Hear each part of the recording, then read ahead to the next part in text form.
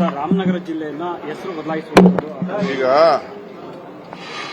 ನಾವೆಲ್ಲ ಬೆಂಗಳೂರು ಜಿಲ್ಲೆಯವರು, ಬೆಂಗಳೂರು ನಗರ ಇಂದ ಹಿಡಿದು ದೊಡ್ಡಬಳ್ಳಾಪುರ, ದೇವನಹಳ್ಳಿ, ಹೊಸಕೋಟೆ, ರಾಮನಗರ, ಚನ್ನಪಟ್ಟಣ, ಕನಕಪುರ, ಮಾಗಡಿ ನಮ್ದೆಲ್ಲ ಬೆಂಗಳೂರು ಜಿಲ್ಲೆಯವರು.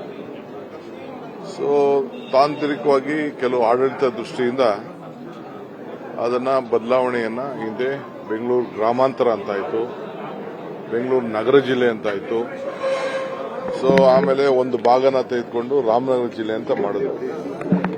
ಇವತ್ತು ರಾಮನಗರ ಜಿಲ್ಲೆ ಏನಾಗಿತ್ತು, ರಾಮನಗರ ಆ ಜಿಲ್ಲೆ ಏನಿದೆ ಆ ಜಿಲ್ಲೆ ಹಾಗೆ ಇರ್ತದೆ. ರಾಮನಗರ ಜಿಲ್ಲೆ ಏನು ಬದಲಾವಣೆ ಮಾಡೋದಿಲ್ಲ, ರಾಮನಗರ ಹೆಡ್ ಕ್ವಾರ್ಟರ್ಸ್ ಅಲ್ಲೇನೆ ಇರ್ತದೆ.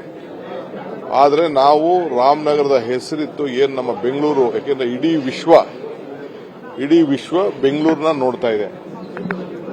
ಅಮೆರಿಕಾಗೆ ಹೋದ್ರೆ ಯಾರು ನಾವು ಅಮೆರಿಕದಲ್ಲಿದ್ದೀವಿ ಅಂತ ಹೇಳ್ತಾರೆ, ಯುಕೆಗೆ ಹೋದ್ರೆ ನಾವು ಯುರೋಪಲ್ಲಿ ಇದ್ದೀವಿ ಅಂತ ಹೇಳ್ತಾರೆ. ಸೊ ಹಂಗೆ ನಾವು ಈ ಸಂದರ್ಭದಲ್ಲಿ ನಮ್ಮ ಏನು ಒಂದು ಹೆಸರಿತ್ತು ಆ ಹೆಸರನ್ನ ಉಳಿಸ್ಕೊಳ್ಬೇಕು ಅಂತೇಳಿ ನಮ್ಮ ಜಿಲ್ಲೆಯ ಎಲ್ಲಾ ನಾಯಕರುಗಳೆಲ್ಲ ಕೂತ್ಕೊಂಡು ಚರ್ಚೆ ಮಾಡಿ ಇವತ್ತು ಮುಖ್ಯಮಂತ್ರಿಗಳಿಗೆ ಅವರು ಒಂದು ರೆಪ್ರೆಸೆಂಟೇಷನ್ ಕೊಟ್ಟಿದ್ದಾರೆ. ನನ್ನ ಮುಖಂಡತ್ವದಲ್ಲಿ ಹೋಗಿ ರೆಪ್ರೆಸೆಂಟೇಷನ್ ನಮ್ಮ ರಾಮನಗರದ, ಚನ್ನಪಟ್ಟಣ, ಮಾಗಡಿ, ಕನಕಪುರದವರು ಎಲ್ಲ ಸೇರಿ ಕೊಟ್ಟಿದ್ದಾರೆ. ರಾಮನಗರದಲ್ಲಿ ಹೆಡ್ ಕ್ವಾರ್ಟರ್ಸ್ ಇಲ್ಲಿ ಬೆಂಗಳೂರು ದಕ್ಷಿಣ ಜಿಲ್ಲೆ ಮಾಡಬೇಕು ಅಂತ ಹೇಳಿದ್ದಾರೆ. ಯಾಕೆಂದ್ರೆ ಮುಂದಕ್ಕೆ ಬೆಂಗಳೂರು ದಕ್ಷಿಣ ಜಿಲ್ಲೆ ಅಂತ ಅದು ಬೆಳೆದ್ರೆ ಮುಂದಕ್ಕೆ ಅದು ಮಾಗಡಿಗೆ, ಚನ್ನಪಟ್ಟಣಕ್ಕೆ, ರಾಮನಗರಕ್ಕೆ, ಕನಕಪುರಕ್ಕೆಲ್ಲ ಅನುಕೂಲ ಆಗ್ತದೆ. ಆಮೇಲೆ ಮುಂದಕ್ಕೆ ಮೈಸೂರುವರೆಗೂ ಕೂಡ ಬೆಳಿಲಿಕ್ಕೆ ಬೇಕಾದಷ್ಟು ಇಂಡಸ್ಟ್ರೀಸು, ಅಭಿವೃದ್ಧಿ, ಅವರ ಆಸ್ತಿ ಮೌಲ್ಯಗಳು ಎಲ್ಲ ಜಾಸ್ತಿ ಆಗಲಿಕ್ಕೆ ಎಲ್ಲ ಅನುಕೂಲ ಆಗ್ತದೆ. ಯಾಕೆಂದ್ರೆ ಒಂದ್ ಕಡೆ ಈ ಕಡೆ ಜಾಸ್ತಿ ಮುಂದಕ್ಕೆ ಹೋದ್ರೆ ಈ ಕಡೆ ಆಂಧ್ರ ಬರ್ತದೆ, ಇನ್ನೊಂದು ಕಡೆ ಹೋದ್ರೆ ತಮಿಳುನಾಡು ಬರ್ತದೆ. ಈ ದೃಷ್ಟಿಯಿಂದ ಈ ನಮ್ಗೆ ಉಳ್ಕೊಂಡಿರೋದು ತುಮಕೂರು ರೋಡ್ ಒಂದೇ, ತುಮಕೂರು ರೋಡು, ಬಳ್ಳಾರಿ ರೋಡು ಆ ಕಡೆ ಒಂದೇ. ಸೊ ಅದಕ್ಕೆ ನಾವೆಲ್ಲ ಸೇರಿ ನಮ್ಮ ಹೆಸರು ಏನಿತ್ತು ಆ ಹೆಸರನ್ನ ಉಳಿಸ್ಕೊಳ್ಳಿಕ್ಕೆ ನಾವು ಪ್ರಯತ್ನ ಮಾಡ್ತಾ ಇದ್ದೀವಿ. ಮುಖ್ಯಮಂತ್ರಿಗಳು ಸದ್ಯದಲ್ಲಿ ಯಾವ್ಯಾವ ಕ್ಷೇತ್ರಗಳು ನೀವು ಹೊಸ ಜಿಲ್ಲೆ ಪ್ರಸ್ತಾವನೆಗೆ ಹೊಸ ಜಿಲ್ಲೆ ಇಲ್ಲ, ನಾವು ಹೊಸ ಜಿಲ್ಲೆ ಮಾಡ್ತಾ ಇಲ್ಲ, ಇರೋ ಜಿಲ್ಲೆನೆ. ಹೊಸ ಜಿಲ್ಲೆ ಮಾಡಕ್ ಹೋಗ್ತಾ ಇಲ್ಲ, ಇರೋ ಜಿಲ್ಲೆನೆ ನಾವು ರಾಮನಗರ, ಚನ್ನಪಟ್ಟಣ, ಕನಕಪುರ, ಮಾಗಡಿ,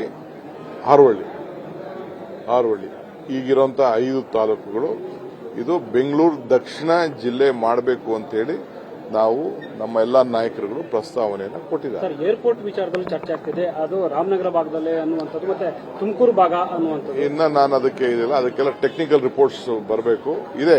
2032 ನಾವು ರೆಡಿ ಆಗಬೇಕಾಗಿದೆ. ಈಗಾಗಲೇ MB ಪಾಟೀಲ್ ಅವರು ಪ್ರಸ್ತಾವನೆ ಮಾಡಿದ್ದಾರೆ, ಅವರೆಲ್ಲ ಸರ್ವೆಗಳು ಮಾಡ್ತಾ ಇದ್ದಾರೆ. ಸರ್ವೆ ಮಾಡಿ ಅದನ್ನ 2032ಕ್ಕೆ ಅವರ ಟೈಮ್ ಕ್ಲೋಸ್ ಆಗ್ತದೆ. ಅಷ್ಟರೊಳಗೆ ನಾವು ಸಿದ್ಧತೆಯನ್ನು ಮಾಡ್ಕೊಳ್ಬೇಕಾಗ್ತದೆ. ನಾವು ಮುಂದಕ್ಕೆ ಬೆಂಗಳೂರಿಗೆ ಒಂದು ಹೊಸ ಆಲ್ಟರ್ನೇಟಿವ್ ನಾವು ಮಾಡಬೇಕಾಗ್ತದೆ. ಆ ದೃಷ್ಟಿಯಿಂದ ಅನೇಕ ಕಾರ್ಯಕ್ರಮ ರೂಪಿಸಿದ್ವಿ. ಈಗಾಗಲೇ ಬಿಡದಿಯಲ್ಲಿ ಇದ್ದಂತ ಪ್ಲಾನಿಂಗ್ ಅಥಾರಿಟಿನ ಗ್ರೇಟರ್ ಬ್ಯಾಂಗ್ಳೂರ್ ಪ್ಲಾನಿಂಗ್ ಅಥಾರಿಟಿ ಅಂತ ಕೂಡ ಪರಿವರ್ತನೆ ಕ್ಯಾಬಿನೆಟ್ಗೆ ಇಡ್ತಾರೆ. ಕ್ಯಾಬಿನೆಟ್ ಅಲ್ಲಿ ನಾವು ಚರ್ಚೆ ಮಾಡ್ತೀವಿ.